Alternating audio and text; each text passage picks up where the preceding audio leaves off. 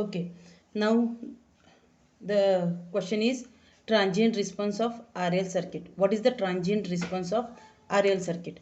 Okay, so this is a diagram for the transient response of RL circuit where DC is to be applied. This one is a switch, R is a resistor, L is a inductor. So RL is a series with the DC voltage. So inductor in the circuit initially is uncharged and it is series with the resistor. Okay, suppose when switch is closed, अगर ये switch हम close करते हैं then this DC voltage will be connected to the in series with the L R and L. Okay, now here we are applying the KVL equation. So KVL equation क्या बोलता है? V is equal to this is resistor. So resistor के across कितना voltage है? क्योंकि voltage law apply कर रहे हैं तो voltage is I into R. So I into R plus inductor का केवीएल में क्या कैसे ट्रांसफर करेंगे? This is L di by dt. Understood? So V is equal to RI plus L di by dt. Okay, मुझे अभी di by dt निकालना है तो I will divide this L throughout. So divide करेंगे इसको तो V by L आएगा. This is V by L then is equal to ये R डिवाइडेड बाय L आएगा और this L gate cancel. So just this from this equation what is the di by dt. So di by dt, सो ये L हमें नहीं चाहिए तो उसको हमने थ्रू आउट डिवाइड कर दिया. तो डिवाइड करने के बाद di by dt plus R by L I plus V by L आएगा.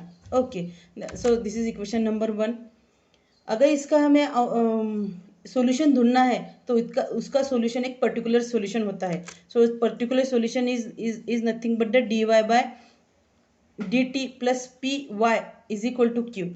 Okay, whose equation can be calculated with the help of this equation, that is y into, ये ध्यान में रखो बस कि अगर ये एक dy by dt का इक्वेशन है तो उसको हम कोरिलेट करने वाले हैं एक इक्वेशन से, पर्टिकुलर सॉल्यूशन से, क्योंकि उसका सॉल्यूशन एक पर्टिकुलर सॉल्यूशन होता है जिसका फॉर्मेट ये है और उसका आंसर आता है y into e raise to power p of dx is equal to integration q e to the power integration of p d d t plus k. कैसा है? y, यहाँ पे सिर्फ y से स्टार्ट करो, e to the power integration P D T. Okay, is equal to और integration q लिखना है, q e to the power P D X into D X plus के. Okay, so if you are comparing with this equation number 2 with equation number 1, तो यहाँ पे क्या क्या changes होते हैं देखो. This y will B changes with I, this p will B changes with R by L है ना. दिस p, यहाँ का p अगर R by L है. Okay, this y again I है, ये q है वो equivalent to the V by L है. समझ में आया? This is the equation coming from the KVL apply to the RL circuit. Okay, उसका सॉल्यूशन एक पर्टिकुलर सॉल्यूशन होता है, वो इस फॉर्म में होता है. अगर इसको इन दोनों को हम कंपेयर करते हैं तो x will be compare with respect to the t, y will be replace with the I, p will be replace by the L R by L and q will be replace by V by L. Okay, और उसका particular solution क्या आता है? y into e raise to integration of p D t is equal to integration of q e integration of p D t d x, नहीं P D T नहीं sorry, integration of p D X into D X plus के. Here के is a constant value.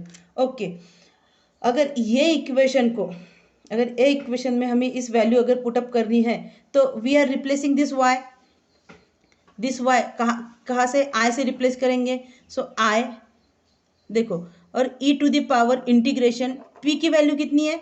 R by L dx is equal to integration q कितना है हमारा?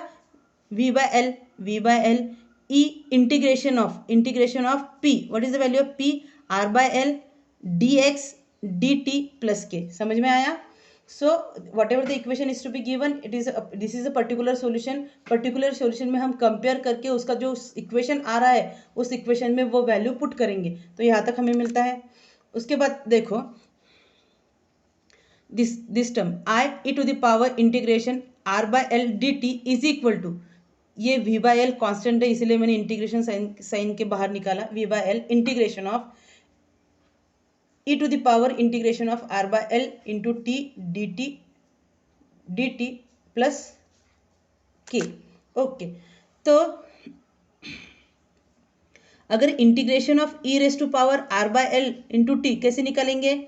Integration अगर E to the power X है तो integration of E to the power X ही आता है। अगर integration of E to the power 2x है तो क्या करेंगे हम? ई टू द पावर 2x करते हैं और डिवाइड में उसका कांस्टेंट टर्म 2 लिखते हैं। वैसे ही integration of R by L into T अगर हमें निकलना है तो ये E to the power as it is लिखने का, उसके नीचे उसका constant value, so R by L is nothing but the constant value. So integration, इसका इंटीग्रेशन हमें मिलता है E to the power R by L into T divide by R L plus के। ओके, सिर्फ हमने इसका इंटीग्रेशन यहाँ पे निकाला। उसके बाद देखो ये E to the power R by L into T मुझे नहीं चाहिए, so I will divide throughout by E to the power R by L, then यहाँ पे भी डिवाइड करूँगी तो E to the power cut हो जाएगा तो आई रहेगा। यहाँ पे देखो this R by L inverse जाएगा, so L L get cancel, so यहाँ पे वी रहता है, यहाँ पे आर रहता है। ओके, एंड उसके बाद ये ई रेस टू पावर को हम डिवाइड करने वाले हैं तो ऊपर वाली टर्म कैंसिल हो जाएंगी, तो यहाँ पे सिर्फ वी बाय आर रहता है। समझ में आ रहा है? फिर से देखो, I want to divide throughout by this equation by E raise to power R by L. अगर थ्रू आउट में दोनों तरफ से मैं E raise to power R by L into T से डिवाइड करती हूँ तो ये टर्म कैंसिल होकर यहाँ मुझे आई मिलेगा। देखो इस टर्म में हम क्या करने वाले हैं? आर बाय एल को इनवर्स करेंगे, सो ये एल ऊपर जाएगा, so L get cancel, that is why V by R here. Okay, now here E to the power R by L into T, और ये हम यहाँ से हम डिवाइड करने वाले हैं तो this term will be cancel to this term, so ये कैंसिल होके सिर्फ यहाँ पे आर वी बाय आर आने वाला है। प्लस अभी डिवाइड किया है हमने E to the power R by L into T, तो मुझे डिवाइड में नहीं चाहिए, न्यूमिनेटर में चाहिए। सो ये यहाँ पे ई रेस टू पावर प्लस हो जाएगा, so it's value is like this. Understood? एक बार फिर से चेक करो, करके देखो, समझ में आ जाएगा। Okay, this is equation number 3।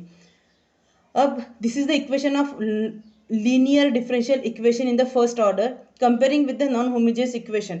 अगर ये equation first order differential non homogeneous differential equation है, so if we are putting the value of I is equal to 0, so we are getting the value of k. So next step we will do only for getting the value of k. तो क्या करना है? put I is equal to 0. अगर I is equal to 0 put करेंगे तो ये 0 आने वाला है, v by r plus k, यहाँ पर e to the power into में है, यहाँ पे हम मल्टीप्लाई में है तो ये 0 पूरी टर्म 0 हो जाएंगी, नहीं यानी कि e रेस टू पावर 0 आ जाएगा पूरा ये। अगर e रेस टू पावर 0 आता है तो this will is 1, this will e raise to power anything 0 means nothing but the 1, so here v by r is equal to whole term is a 1, so k. Okay, so finally what is k? k is nothing but the minus v by r. understood? समझ में आ रहा है? Okay, सो k की value equation 3 में put कर दो, क्या है? i v by r plus k की वैल्यू है minus v by r e raise to power minus r by l into t. समझ में आया? So finally we got i is equal to v by r, ये minus मैंने यहाँ पे लिख दिया, v by r e raise to power r by l into t. Okay, थोड़ा सा करेक्शन इक्वेशंस लेंदी है, just do the same thing what I point out in the equation, just do the same thing, then we are getting the same values. एक बार करके देखो।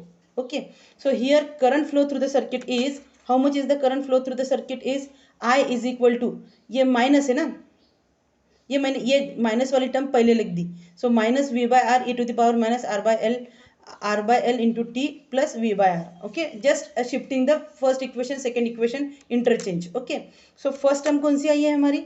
ये first term है हमारी minus V by R e raise to power minus R by L into t, and e raise to power जहाँ t है उसको ट्रांजिएंट रिस्पांस बोलते हैं। अगर पूरा सॉल्यूशन इक्वेशन हम देखते हैं तो पहले हमें ट्रांजिएंट रिस्पांस मिलता है, उसके बाद हमें स्टेडी स्टेट रिस्पांस मिलता है। सो ये ध्यान में रखो कि whenever we are getting e raise to power something, that is nothing but the transient response. Okay, second term क्या है हमारी? V by R, v is a constant value, r is a constant value for this circuit. Suppose we are providing 5 volt, so 5 is a constant value, r suppose 1 के लगाते तो वो भी constant value है, सो v bye are constant रहेगा, तो constant is nothing but a steady state, so second term is towards the steady state response. Okay, so this is the total response of the RC circuit. When the it is response with respect to time, its response will be increases to VR.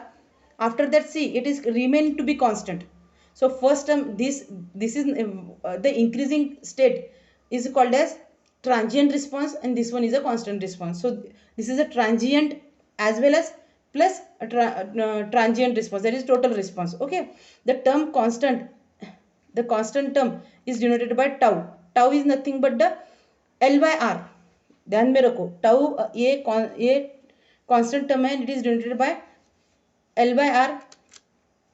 And see, in our equation I V minus V by R e raised to power minus R by L into T, a exponential और a exponential, one and the same thing. Okay, then is equal to, so tau is L by R. So put in the only transient response equation. तो transient response का ये equation है हमारे पास. So I is equal to minus V by R exponential of minus R by L into T. So R by L is, L by R is nothing but the tau. So इसको हम divide में लेके जाएंगे tau को. So minus V by R e to the power T by R is nothing but the transient response of R by L circuit. Understood? So T by tau is equal to this value minus 0.368 VR. What is this 3 minus 0.368 VR? इसका मतलब है transient response reaches 36.8% of its initial value. Initial value starting from 0. सो ये जो हमें transient response मिलता है वो कहाँ पर मिलता है? 36.8% of its initial value. Understood? Thank you.